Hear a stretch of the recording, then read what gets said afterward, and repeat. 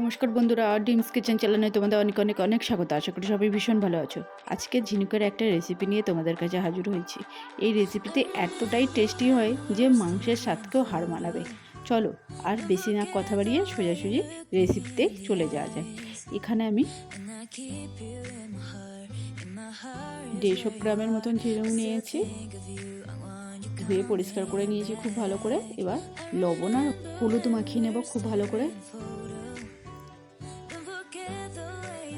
আগে থেকে কড়াইয়ের মধ্যে তেল গরম করতে দিয়ে দিয়েছিলাম। এবার ঝিনুকটা ভেজে নেব। খুব বেশি করে ভাজলে এটা শক্ত শক্ত লাগবে, তাই হালকা করেই ভেজে নেব। ঝিনুকটা ভাজা কমপ্লিট হয়ে গেছে। ওই তেলের মধ্যে আলু কিছুটা পরিমাণ কেটে আমি দিয়ে দিলাম। এই তেলের মধ্যে যদি আলুটা ভেজে নেওয়া যায় তাহলে এই রেসিপিটি আরও বেশি টেস্ট হবে। আর দিয়ে দেবো কিছুটা পরিমাণ ডাঁটা আর আলুটাকে একটু ভেজে নিতে হবে। দেখো ডাঁটা আলু ভাজা হয়ে গেছে। আবারও কড়াইয়ের মধ্যে একটু তেল দিয়ে দিলাম গোটা গরম মশলা ফোড়নে। এবার গরম মশলাটা ফ্রাই হয়ে যাওয়ার পর দিয়ে দিলাম কিছুটা পরিমাণ পেঁয়াজ কুচি।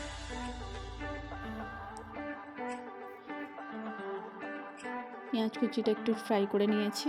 এবার এর মধ্যে দিয়ে দেবো টমেটো কুচি। পেঁয়াজ টমেটো ভালো করে ভেজে নিতে হবে। এবার এর মধ্যে অ্যাড করে দেবো আদা রসুনের পেস্ট কিছুটা পরিমাণ।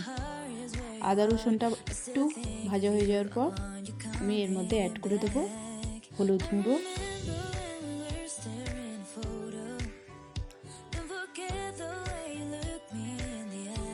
আর দিয়ে দেবো ঝালের জন্য লঙ্কা গুঁড়ো। আপনারা আপনাদের কতটা পরিমাণ ঝাল খেতে চান সেই অনুযায়ী লঙ্কা গুঁড়োটা ইউজ করবেন। এবার মশলাটাকে ভালো করে মিক্স করে কষে নিতে হবে।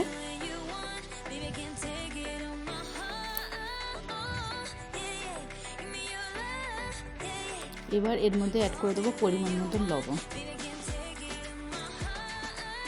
অল্প অল্প করে জল অ্যাড করে মশলাটাকে খুব ভালো করে কষে নিতে হবে।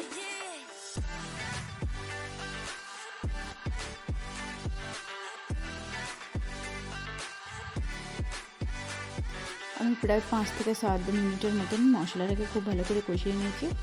মশলাটার থেকে তেল ছাড়তে শুরু করলে দিয়ে দেবো ভেজে রাখা ঝিনুক, আলু আর ডাঁটাটা।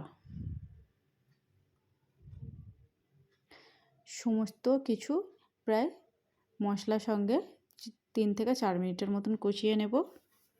কষানো হয়ে গেছে। এবার এর মধ্যে পরিমাণ মতো জল আমি অ্যাড করলাম।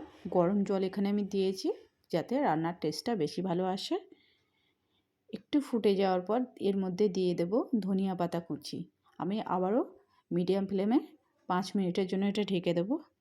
5 মিনিট পর দেখুন জলটা অনেকটাই শুকিয়ে গেছে। এবার এর মধ্যে দিয়ে দিলাম গরম মশলা গুঁড়ো। একটু মিক্স করে নিয়ে ব্যাস রেডি হয়ে গেছে আমাদের ঝিনুকের রেসিপিটি। দারুণ খেতে লাগে, অবশ্যই ট্রাই করে দেখুন আর কমেন্ট করে জানান রেসিপিটি আপনাদের কেমন লাগলো। আর যদি ভিডিওটি একটুও ভালো লেগে থাকে অবশ্যই লাইক করতে ভুলবে না, আর চ্যানেলটিকে অবশ্যই সাবস্ক্রাইব করে নেবে। আর বন্ধুদের সঙ্গে ভিডিওটি অনেক অনেক শেয়ার করো। আজকের মতন এই পর্যন্ত। আবারও দেখা হচ্ছে নতুন একটা রেসিপি নিয়ে।